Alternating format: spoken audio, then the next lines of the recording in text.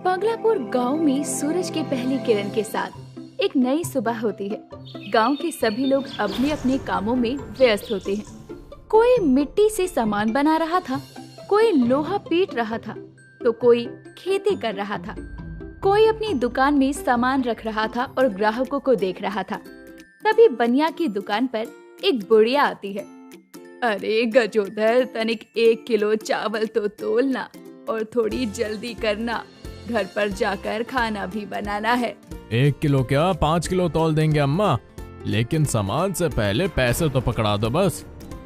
तेरे पैसे लेकर विदेश नहीं भाग जाऊंगी मुए, तू पहले चावल तोल, फिर लेता रहियो पैसे। अरे भैया, चिल्ला काहे रही हो, रुको तौलते हैं, तब तक पैसे निकालो तुम। बनिया गजोदर चावल तोल कर बुढ़िया को पकड़ा देता है और जैसे ही नजरें उठाकर देखता है तो बुढ़िया और चावल दोनों ही वहाँ नहीं होते। और ये सब होते देखकर वो हैरानी से कहता है, अरे कहाँ गई ये बुढ़िया? अरे हवा में उड़ गई, ये जमीन में धंस गई, अभी तो यहीं खड़ी थी। अरे दादा, इस बुढ़िया ने भी पागल बना दिया हो। बेचारा गजोदर उसे इधर उधर ढूंढने लगता है तो उसकी बातें सुनकर आसपास के लोग हंसने लगते हैं। पगलापुर गांव शहर से कई किलोमीटर की दूरी पर बसा एक छोटा सा गांव था, लेकिन यही छोटा सा पगलापुर रहस्यमय भी था, ऐसा आसपास के गांव के लोगों का मानना था। क्योंकि गांव में आने वाले लोग कुछ ऐसी अनोखी हरकतें और चीजों को महसूस करते थे जो बेहद ही हैरान कर देने वाली थी। बात एक रोज की है जब पगलापुर के बस स्टैंड पर आकर एक बस रुकती है और उसमें से 2 विदेशी आदमी उतरते हैं। ओह माय गॉड, हम लोग फाइनली पागलपुर विलेज में पहुंच गए रॉकी। हाँ, यही वो विलेज है जिसके बारे में हमने रिसर्च करना है और अच्छी सी रिपोर्ट भी बनानी है। तभी एक आदमी उसके पास से गाता हुआ निकलता है, मेरा यार हंस रहा है, बारिश की जाए। और तभी कड़कती धूप में अचानक तेज बारिश होने लगती है तो दोनों भागकर एक पेड़ के नीचे छुप जाते हैं ताकि वो बारिश से बच सके। ये क्या, एक आदमी के गाने से बारिश हो गई, ये कैसे हो सकता है? बारिश कम होते ही हम लोग किसी से रहने की जगह पूछेंगे। अब एक आदमी फिर से गाते हुए वहाँ से गुजरता है। थम के बारिश हो, जरा थम के। आदमी के गाना गाते के साथ ही बरसात थम जाती है और दोनों विदेशी कुछ दूर जाकर बनिया गजोदर की दुकान पर पहुंचते हैं। हेलो, ले लो, क्या बेचने निकले हो भाई? जो कह रहे हो ले लो। ओह गॉड, ये गांव के लोग भी ना। देखिए, हम इस गांव में कुछ देखने के लिए आए हैं, तो हमको यहाँ पे कोई रहने की जगह मिलेगी? कोई होटल वोटल है क्या? होटल? मेरी दुकान पे बस पानी की बोतल मिलती है। चाहिए क्या? 20 रुपए की है, ले लो। ब्रदर मेरी बात सुनो, क्या हमें यहाँ पे रहने का कोई कमरा या घर मिल सकता है क्या? गजोदर भी दोनों को ऊपर से नीचे तक घूरते हुए बोलता है। अच्छा, पागलपुर में नए लगते हो। चलो, पागलपुर में तुम्हारा स्वागत है। एक काम करो, यहाँ से सीधे जाओ और बाएं मुड़ जाओ, वहाँ पीपल के पेड़ के सामने घर मिलेगा, वहीं रह लेना। हमें समझ में नहीं आया, क्या आप हमें वहाँ पर छोड़ देंगे क्या? गजोदर दुकान पर किसी को बैठाकर उनके साथ चल पड़ता है और एक घर के सामने आकर तीनों खड़े हो जाते हैं। ओह, हमारे रहने की जगह तो बहुत ही ब्यूटीफुल है, बाहर से तो अच्छा दिख रहा है। चलो ब्रदर, अंदर देखते हैं। इतना कहकर वो गजोदर की ओर पलटता है, लेकिन गजोदर वहाँ से गायब होता है। रॉकी ब्रो, वो आदमी कहाँ पे गया? आई डोंट नो ब्रदर, पता नहीं अचानक से कहाँ चला गया। हमारे साथ तो अभी यहीं पे था। दोनों अचानक से गजोदर के गायब होने पर हैरान हो जाते हैं। वो चारों तरफ अपनी नजरें घुमा कर देखते हैं, लेकिन उन्हें कोई भी दिखाई नहीं देता। तभी उस घर से एक आदमी निकल कर आता है और उन्हें अंदर ले जाता है। वो आदमी दोनों को घर दिखाकर उन्हें चाय पानी देकर वहाँ से चला जाता है, लेकिन वो दोनों जैसे ही चाय का ग्लास उठाते हैं, उसमें चाय की जगह शरबत होता है। ब्रदर लुक, ये चाय शरबत कैसे बन गया? आई डोंट नो ब्रदर, उस आदमी ने तो गर्म चाय दी थी। This village is strange. क्या लोग इसी वजह से इस गांव को रहस्यमय बोलते हैं? यू आर राइट, और इसीलिए हमें पता लगाना है कि इस गांव में ऐसा क्या है। सैम और रॉकी गांव में आते ही 2 बार हक्के बक्के रह जाते हैं और ये सब कैसे हो रहा था उन्हें कुछ भी समझ नहीं आता। कुछ देर में रात हो जाती है तो दोनों गांव के बारे में बात करते हुए सो जाते हैं। अगली सुबह जब दोनों उठते हैं तो गांव के बीचों बीच बिस्तर पर होते हैं। उनका घर ही गायब होता है। सैम, सैम, वेक अप बडी। हम लोग गांव के बीचों बीच में सो रहे हैं। What are you saying, bro? You are right. ये हमारे साथ कैसे हो गया? ये हमारे सामान बिस्तर तो यहीं पे है, वो घर कहाँ गया? तभी उन्हें गजोदर जाता हुआ दिखाई देता है और दोनों उसे रोकने लगते हैं। Hey you, तुम तो वही कल वाले आदमी हो। तुम कहाँ गायब हो गए थे कल? कल हम तो तुम दोनों के साथ ही तो थे, और वैसे भी हम कोई इंसान है, जादूगर वगैरह नहीं है कि जो गायब हो जाएंगे। पर तुम दोनों यहाँ खुले में क्यों पड़े हो? We don't know, brother. हमें नहीं मालूम। हम लोग तो घर में ही सोए थे, पर लेकिन अचानक से वो कहाँ गायब हो गया, we don't know। दोनों की बातें सुनकर गजोदर ठहाके लगाकर हंसता है और उन्हें उसी घर में लेकर जाता है जहाँ वो कल रात सोए थे। अरे भैया, चीज गायब होती है, इंसान और घर नहीं गायब होते। लगता है तुम दोनों को सपना आया है, सपना। खैर, कितने दिन इस गांव में रुकने का इरादा है? We don't know, पता नहीं। तुम विदेशी लोगों का तो अता पता ही नहीं है। वैसे ध्यान रखना, वरना इस घर और मेरी तरह तुम भी गायब हो जाओ। इतना कहकर गजोदर हंसते हुए वहाँ से चला जाता है। लेकिन इस घटना के बाद दोनों बहुत ज्यादा हैरान और घबराए हुए थे, लेकिन साथ ही अब पगलापुर के बारे में जानने के लिए वो और उत्सुक हो जाते हैं। इसीलिए वो दोपहर के समय गांव में घूमने निकलते हैं। तभी चलते हुए रॉकी की टक्कर एक गांव की औरत से हो जाती है। सॉरी ब्रो, सॉरी, मैंने देखा नहीं था। अरे पर हमने तो तुम्हें देखा ही नहीं। विदेशी लागत हो, क्या करने आए हो गाँव में? हमने सुना है कि ये गांव बहुत सुंदर है, ब्यूटीफुल, यू नो। सुंदर और पगलापुर? अरे क्यों मजाक करते हो? इस गांव में तो सारे पागल बसे हैं। पागल देखो, वो जा रहा एक पागल। वो बगल में देखते हैं तो एक आदमी उल्टा चल रहा था। दोनों ये देखकर हंसते हैं। फिर औरत की आवाज नहीं आती। दोनों फिर पलटते हैं तो औरत भी वहाँ से गायब हो चुकी थी। Bro, this village is crazy. कैसा गांव है ये? कोई उल्टा चल रहा है, कभी घर गायब हो रहा है तो कभी आदमी। मेरा सर भी घूम रहा है। रिलैक्स ब्रो, रिलैक्स, शांत हो जाओ। सामने देखो एक कुआं है, वहाँ चलते हैं। मुझे प्यास भी लगी है। चलते चलते घबराहट होने लगी। दोनों कुछ ही देर में कुएं के पास पहुँचते हैं तो वहाँ का नजारा देखकर हक्का बक्का रह जाते हैं। कुएं की रस्सी अपने आप बाल्टी खींचकर पानी ला रही थी। वो, व्हाट इज दिस? ये कैसा चमत्कार है? बिना किसी इंसान के ये कुएं से पानी कौन खींच रहा है? तभी पानी से भरा मटका हवा में उड़ते हुए उनके पास आने लगता है तो दोनों ही बेहोश हो जाते हैं।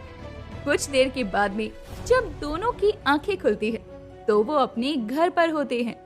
Wait, what? हम लोग यहाँ पे कैसे पहुँचे? हम लोग तो कुएं के पास थे। ब्रदर, मुझे यहाँ नहीं रहना। ये गांव में हमें पता नहीं क्या क्या हो रहा है। चलो यहाँ से चलते हैं। यू आर राइट, सही कहा। हम लोग को यहाँ से निकलना होगा। इस गांव में अब हम और नहीं रहेंगे। यहाँ रहस्य बनकर रह जाएंगे वरना। चलो यहाँ से निकलते हैं।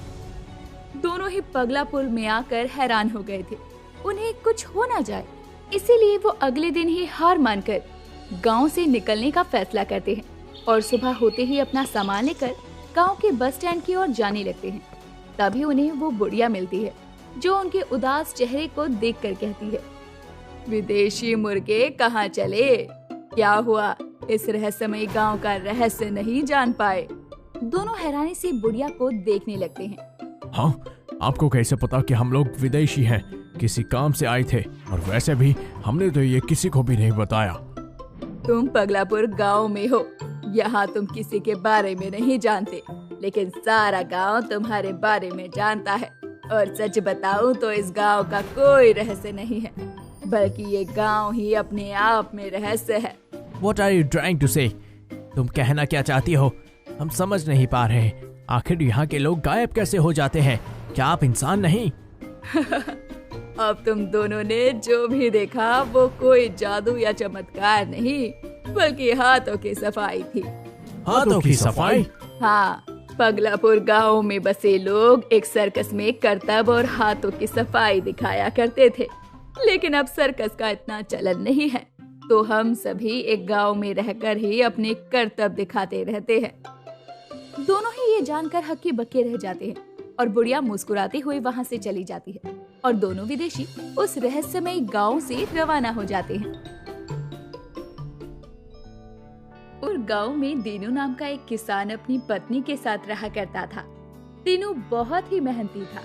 दीनू की पत्नी रिंकू भी काफी मेहनती थी। वो भी अपने पति के साथ खेतों में काम किया करती और अपना घर चलाती।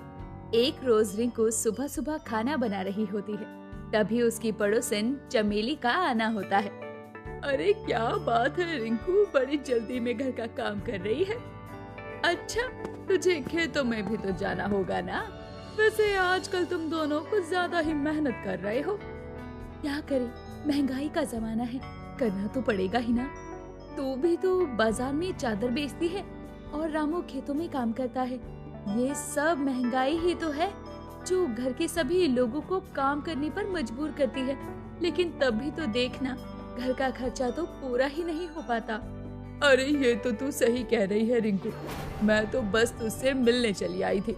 और बता, सब ठीक तो है ना? हाँ, सब ठीक है, बस खाना बनाकर मैं भी खेत में काम करने के लिए ही निकल रही हूँ। अरे मैं भी चलती हूँ। वैसे तो मैंने तुझे देखा तो सोचा हाल चाल ले लूं। शाम में तो तू मिलते ही नहीं घर पर, मैं भी बाजार के लिए ही निकल रही थी। इतना बोलकर चमेली अपने घर चली जाती है और वही रिंकू खाने की एक पोटली बांधकर खेतों में निकल जाती है। और अब जब रिंकू खेतों में पहुंचती है तो दीनू खेत में काम कर रहा होता है। क्या बात है चमेली, आज तुम्हें आने में लेट कैसे हो गया? खाना बनाने में लेट हो गया था या घर का काम करने लगी थी? क्या बताऊँ आपको, चमेली आ गई थी, घर का हालचाल पूछ रही थी, बस उसी से बातें करने में देरी हो गई। मुझे भी रामू मिला था, कह रहा था कि अब वह खेतों में काम न करके अपनी पत्नी के साथ चादर बेचने ही जाया करेगा। सर्दी का मौसम भी है और कमाई भी अच्छी हो जा रही है। ये तो अच्छी बात है ना जी, कोई तो गांव में तरक्की कर रहा है, वरना गांव के अधिकतर लोग तो सरपंच जी के खेतों में काम करके अपना गुजर बसर कर रहे हैं। मैं तो कहता हूँ हमें भी स्वेटर और जैकेट का काम कर लेना चाहिए। सर्दी भी है, लोगों को अभी इन सभी चीजों की जरूरत भी होती है, हमारा काम भी निकल जाएगा। लेकिन सर्दी खत्म होते ही हम फिर से सरपंच जी के खेत में ही काम करने चले जाएंगे, तो क्या सरपंच जी से दुश्मनी मोल लेना सही है? रामू का क्या, वो तो चोरी चकारी करके भी घर चला ही लेता है। बात तो तुम्हारी भी एकदम ठीक है रिंकू, चलो जल्दी जल्दी काम करते हैं, वरना सरपंच जी खेत का ब्यौरा लेने आएंगे तो खामखा हम पर चिल्लाएंगे। रिंकू और दीनू एक दूसरे से बातें करते हुए खेत में काम करने लगते हैं और देर शाम खेत में काम करने के बाद घर आते हैं और खा पी कर सो जाते हैं। पूरा गांव सन्नाटा हो चुका था, लेकिन अगली सुबह जो होने वाला था उससे सभी गांव वाले अनजान थे। अगली सुबह के साथ ही लोगों में डर और घबराहट का माहौल बना हुआ था और ये डर था सर्दी में बर्फ की चादर का। दरअसल गांव में गिने चुने लोग ही थे और जो लोग भी थे उनके पास जो चादर थी वो रामू की देन थी। जी, जो मैं देख पा रही हूँ वो आप भी देख पा रहे हैं। भला आपकी चादर पर सफेद बर्फ कैसे जम सकती है? इसका मतलब जो तुम देख रही हो वह मैं भी देख रहा हूँ, और तुम्हारे चादर पर यह बर्फ कैसे आए? मुझे समझ नहीं आ रहा, इतनी सर्दी हो गई है कि लोगों की चादरें बर्फ की बन गई हैं। मुझे भी समझ नहीं आ रहा, आखिर ये हो क्या रहा है? रिंकू और दीनू दोनों की ही चादर बर्फ की हो चुकी थी, लेकिन तभी उनके घर उनकी पड़ोसन चमेली का आना होता है। वो भी बर्फ की चादर ओढ़े हुए ही वहाँ आती है। अरे चमेली भाभी, आपकी चादर भी बर्फ की है, लेकिन यह सब हो क्या रहा है? मुझे कुछ भी समझ नहीं आ रहा। मेरी ही नहीं बल्कि गांव में जितने भी लोग हैं, मैंने अपनी चादर उन्हें बेच दी, वो सभी बर्फ की हो चुकी है। मुझे तो उन बाबा का श्राप लगता है, ना जाने अब गांव में क्या होने वाला है। एक तो पहले से ही ठंड का कहर, ऊपर से बर्फ की चादर लोगों की जान ना ले ले। चमेली रिंकू और दीनू को इतना कहती है कि तभी वहाँ रामू आ जाता है और रामू भी बर्फ की चादर ओढ़े था, लेकिन वो चमेली को रिंकू के घर से खींचता हुआ ले जाने लगता है। तुझे मैंने मना किया था ना कि तू किसी को कुछ भी नहीं बताएगी। क्या जरूरत थी तुझे बताने की कि हमारी बेची हुई चादरें बर्फ की चादर में बदल गई हैं? ये आप सही नहीं कर रहे हैं। मैं आपसे कह रही हूँ ना कि आप सही नहीं कर रहे। मुझे सच बताने दीजिए, वरना गांव के लोग बर्फ की चादर से मारे जाएंगे। पहले से ठंड का कहर लोग झेल नहीं पा रहे। मेरा हाथ छोड़िए। चल तू घर चल, मैं तुझे घर से निकलने नहीं दूंगा। तू होती कौन है किसी को भी अपने घर की बात बताने वाली? क्या रिंकू भाभी या दीनू आता है अपने घर की बातें बताने तुझे? इतना बोलकर रामू चमेली को वहाँ से खींचकर अपने घर ले जाता है और दीनू और रिंकू ये सब देखकर हैरान थे। उन्हें कुछ भी समझ नहीं आ रहा था। सुबह का समय था और लोग इस बात से हैरान थे कि उनकी चादर आखिर बर्फ की चादर में कैसे तब्दील हो गई। और ये चादर वही चादर थी जो रामू और चमेली ने गांव के लोगों को बेची थी। ये क्या हो रहा है? मुझे कुछ भी समझ नहीं आ रहा है कि आखिर यहाँ हो क्या रहा है। ऐसा लग रहा है इसने हमें जकड़ लिया है। हमें कुछ करना होगा, वरना ये बर्फ की चादर हमारी जान ले लेगी। तुम एकदम सही कह रही हो रिंकू, लेकिन उससे पहले हमें चमेली भाभी से मिलना होगा। चमेली भाभी जो कह रही है उस पर हमें गौर करना होगा कि आखिर वह कहना क्या चाह रही थी। दीनू और रिंकू दोनों ही घर से बाहर निकलते हैं और वो लोगों को हैरान परेशान बर्फ की चादर में लिपटे देखते हैं और उन्हें कुछ भी समझ नहीं आता कि आखिर हो क्या रहा है। तभी रिंकू दीनू से कहती है, मैं भी अब इस बर्फ की चादर से खुद को ज्यादा देर रोक नहीं पाऊंगी। मेरे अंदर की बॉडी ठंडी होती जा रही है।